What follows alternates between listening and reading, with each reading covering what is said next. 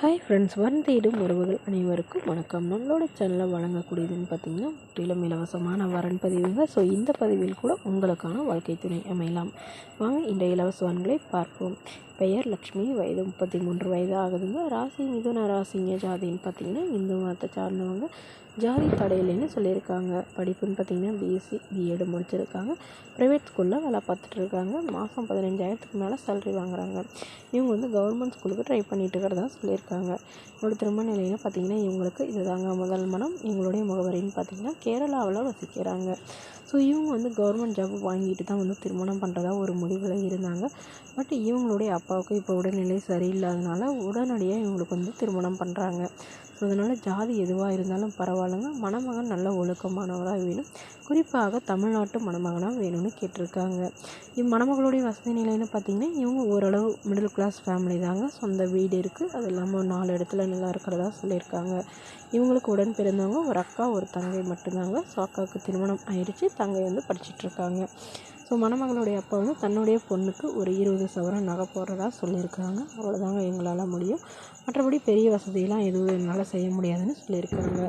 மணமகன் கண்டிப்பான ஒரு டிகிரி முடித்து ஏதாவது ஒரு நிரந்தரமான வேலையில் இருக்கணும், ஓரளவு மிடில் கிளாஸ் ஃபேமிலியாவது இருக்கணும்னு எதிர்பார்க்குறாங்க. இப்போ இந்த மணமகள் தன்னோட ஃபோட்டோ கொஞ்சம் மறைச்சி போடுங்கன்னு சொன்னதுனால ஃபோட்டோ கொஞ்சம் மறைச்சி போட்டிருக்காங்க. இந்த மணமகளை உங்களுக்கு பிடிச்சிருந்தா கீழே உள்ள வாட்ஸ்அப் நம்பரை தொடர்பு கொள்ளவும். அடுத்த வரன் பேர் பார்த்திங்கன்னா சுபஸ்ரீ, வயது 40 வயது ஆகுதுங்க. ராசி துலாம் ராசிங்க. ஜாதின்னு பார்த்திங்கன்னா இந்த மதத்தை சார்ந்தவங்க. ஜாதி தடையிலேன்னு சொல்லியிருக்காங்க. படிப்புன்னு பார்த்திங்கன்னா இவங்க எம்சிஏ முடிச்சுட்டு ஐடி கம்பெனியில் வேலை பார்த்துட்ருக்காங்க. இவங்களோட திருமண நிலைன்னு பார்த்திங்கன்னா செகண்ட் மேரேஜ் தாங்க. ஸோ வரக்கூடிய ஃபர்ஸ்ட்டாக இருந்தாலும் முக்கியம், செகண்டாக இருந்தாலும் முக்கியம்னு சொல்லியிருக்காங்க. இவங்களுடைய முகவரின்னு பார்த்திங்கன்னா கேரளாவை சார்ந்தவங்க. மணமகளுடைய வசதி நிலையில் பார்த்திங்கன்னா இவங்க ஓரளவு வசதியானவங்க தாங்க. வீடு நிலம் காரணம் நல்ல வசதியெலாம் இருக்கிறதா சொல்லியிருக்காங்க. இவங்களுக்கு அப்பா இல்லைங்க, அம்மா மட்டும்தான்.